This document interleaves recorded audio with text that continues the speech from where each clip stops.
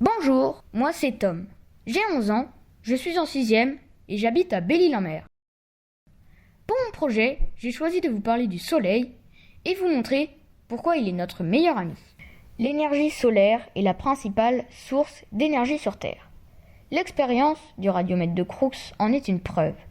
La différence de pression exercée par la lumière sur les pales noires et blanches les font tourner. Mais cette activité peut aussi endommager tous nos systèmes de télécommunications, particulièrement lors des tempêtes du soleil comme au Québec en 1989. Les rayons infrarouges contribuent à la sensation de chaleur sur notre peau. À plus grande échelle, l'ensemble des rayonnements chauffe notre atmosphère. Sans cela, la Terre serait gelée, nous ne pourrions y vivre. Le soleil n'est pas uniquement une source de lumière. En effet, de la même manière que la gravité terrestre nous attire vers le sol, la masse du soleil crée une force gravitationnelle permettant le maintien des planètes sur leur orbite. Recevoir de la lumière du soleil est bon pour notre morale et pour notre santé.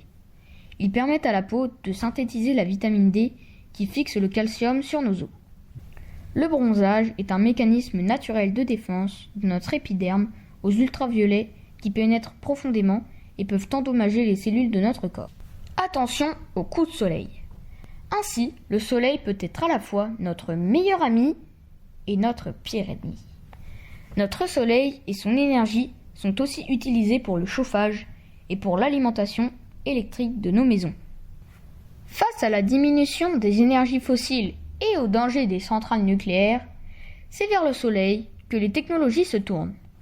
Les panneaux solaires sont soit thermiques, ils chauffent de l'eau, soit photovoltaïques, ils fabriquent de l'électricité.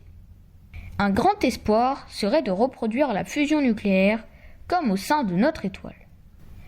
Et peut-être le plus important, la vie sur notre planète est essentiellement maintenue grâce à la photosynthèse des algues en milieu aquatique et des plantes en milieu terrestre. Ce processus exploite l'énergie du soleil pour la transformer en énergie chimique. Elle permet notamment de maintenir le niveau d'oxygène dans l'atmosphère nécessaire à la vie sur Terre. Ils permettent aussi l'absorption du gaz carbonique rejeté dans notre atmosphère par l'ensemble de nos activités. Avec l'alternance des jours et des nuits, le soleil rythme notre horloge biologique. Notre corps sécrète soit des hormones de jour, soit des hormones de nuit, qui vont me permettre de rêver à cette belle journée.